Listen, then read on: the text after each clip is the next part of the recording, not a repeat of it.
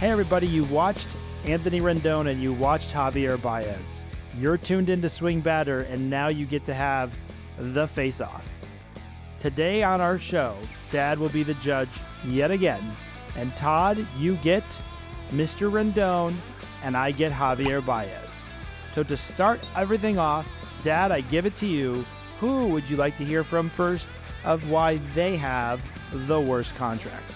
Well, I would like to hear Todd start off today. Todd, who are you representing for the worst contract? I'm taking Anthony Rendon. I'm so happy about this. This is like a layup on top of a gimme on one of those little Tykes plastic basketball hoops you used to play with as a kid. And instead of setting it up at the incredible height of 6 feet, you set it down on 3 feet and you just start dunking on your 2-year-old. It's the best. That's what's going to happen right now. There's several reasons for this. Number one, it's a 7-year contract with a no-trade clause. There's no way the Angels can get rid of this guy. It is a disaster. And they're now up to $38 million a year. The contract is longer. The money is more. The dumpster fire is hotter. And there's a ton of meat on this thing. First of all, so it's 7 years, $245 million. That's a long time. And that's $250 million. $250 million. That is a decent 3-bedroom apartment in Manhattan that you're getting there, right? But instead, you're getting Anthony Rendon. And you're thinking to yourself, well, it's justified. He had those incredible numbers. He was batting .319. He was hitting the home runs. He won a World Series. The guy's going to be awesome, right? Instead, so the Angels think to themselves, and this is the other part, they like the hope, the absolute crystal ball of hope. You think this guy's going to be riding in from Washington, D.C. on a horse in shining armor. Instead, what do they get? A guy riding into Anaheim, into Los Angeles on a donkey in a hospital gown. That's what they got. He spent more time on the injured list than a hypochondriac in flu season. He's an absolute disaster. Hip, groin, wrist, you name it, he's injured it. The only thing that's not injured, it seems, in the interviews that Anthony Rendon has done is his pride. He doesn't care. And that's the worst part about it. There is no more, the moral risk here. The moral risk in this contract is the fact that this guy doesn't care. He is taking your money, throwing it on the dumpster fire of history, and burning it. He's played 200 games in 3 years. He could have played 596 games. He's played 200 games. And guess what? I don't think he's going to play 200 more. I don't understand. This is not even close. If they had a Hall of Fame category for the most creative use of the injured list, Billy Epler would win it, and Anthony Rendon would carve his name into the plaque. That's what would happen, and that's what happened in this deal. Nothing's gone right. The averages, the home runs, the dignity, anything that's left for Angels fans to even be proud of.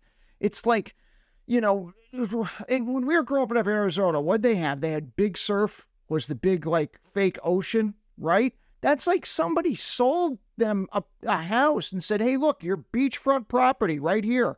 This is it. It's a disaster. Todd, I have to ask a question. Yeah. You said it was back-end loaded. Yeah. So do you happen to have the numbers for how much he made in that first year? The first... And what he's making now? Yeah, so the first year he made $10 million. $10 million. And the next year, it went up. He made $28 million. Wow. The year after that, it went up again. Now it's $36 million. Now it's at $38.5 million. $38.5 million. This ain't Nolan Arenado, people. So what we're saying is, when they paid him the least, $10 million, was the only year that he even came close to performing during COVID. Yep. And each year that he got more money, we saw less of him. Correct. All right, I just wanted to understand. It's really interesting, isn't it? It's really, really, it's fascinating. What year did he sign with them, Todd? It's 2020. It was at the end of the 2019 season. All right. There's some good arguments. You got Manny Machado money for, well, Anthony Rendon performance. That's what you got. So, Brendan, you are going to talk to us about who? Javier Baez, Dad. Javier Baez.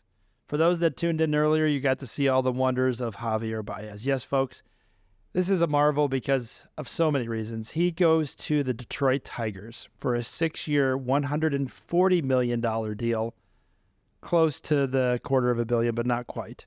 He is a shortstop.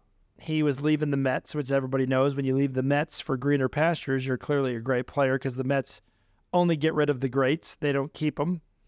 And so he gets signed by the Detroit Tigers. The Detroit Tigers decide that's their one signing in the offseason. This is where they're going to get somebody to take them to the promised land in 2022. So he's played 2 seasons and a quarter. He does play a lot. I will give him that. He does not like Anthony Rendon. He does give a lot of effort. I think the Tiger fans wish he was Anthony Rendon and didn't play a lot because when he plays, he leads the team in strikeouts, men left on base, and errors. He does everything that you don't want to do on a baseball field, so one would argue that Anthony Rendon's helping the Angels more by not playing. So Javier Baez signed this deal for Detroit for one reason alone. It was the only one that gave him 6 years. And my favorite part about this deal is he was so confident with his agent. They said, listen, at 31, we go back on the market. That's when you get big money. That's when you get a 10-year deal. That's when it all happens for you because that's when everybody signs 10-year deals, at 31. Well, at 31, he didn't opt out because he's too busy striking out and he's too busy making errors. Javier Baez is a wonder to watch. He was fantastic on the World Baseball Classic. He was fun for the Cubs. His biggest problem is his very, very extended swing, which spends very little time in the strike zone, which leads to a lot of strikeouts, missed balls, and just overall bad batting performance. You would think with all that money, he would have somebody telling him, hey, let's get you in the game. Let's get you back to what you used to be. So he plays a lot, and sadly, this is what he's getting. How many years is this contract for? This is a 6-year deal for $140 million. He's played 2 and a quarter, and he also has a couple teams he cannot be traded to. I'm not worried about his trades because in the end of the day, this is all leading to where it always leads. This is going to turn into a pay to leave us forever kind of a deal. So he's only into the 3rd year. He's a young man. Is there anything being written that Javier has found out his problem and he's changed his swing and we got the old Javi back, or he will get back maybe by next year? Is any positive things being written about him for that? Well, as we sit right here today recording this, he's hitting the lowest average he has with the Tigers, and he's still in Detroit, where I don't think they write much about baseball because the team hasn't been relevant in a long time. So this was their signing. The GM is no longer with the team. He's been fired. The ownership has to deal with this payment, and the Detroit Tigers have fans that really are wishing for a better time. And sadly, now that Miguel Cabrera has retired, there really is no reason to go watch the Tigers play. So we can say Javier Baez has been a very positive effect for the Detroit Lions. He made a lot of Lion fans. Well, but at least it's a show. At least it's a show. At least there's some hits when the Lions played, not when Javier Baez does. He's there you go. Striking out more than a reality show dating television show contestant, but Jesus, at least it's a show. I agree with Todd. I think Todd's making some good arguments why Javier Baez is the worst contract. Maybe less money, but he's on the field and he's performing terribly, which only hurts the overall team.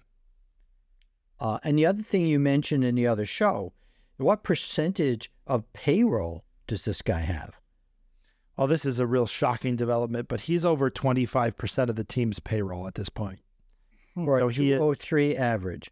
Yes, and he's the next closest guy on the payroll who's playing right now, I think is about $7 million off. So he's the highest paid player on the team. So not only is he showing you great leadership, he's giving your younger players how to swing tips. He's all around just a great motivation for the overall franchise. And he, on the positive side, he is making the Mets feel really, really good that they didn't sign him. I remember I was really, really cheering that the Mets wouldn't sign him. And my reflection, because we're doing this show, I wish the Mets would have. Because then I could hear Todd be upset about it every damn day. Well, I don't know. Mets are another discussion. We're not doing that today, but it seems to me like the Scherzer-DeGrom losses have been good for the hospital, but not for the Rangers.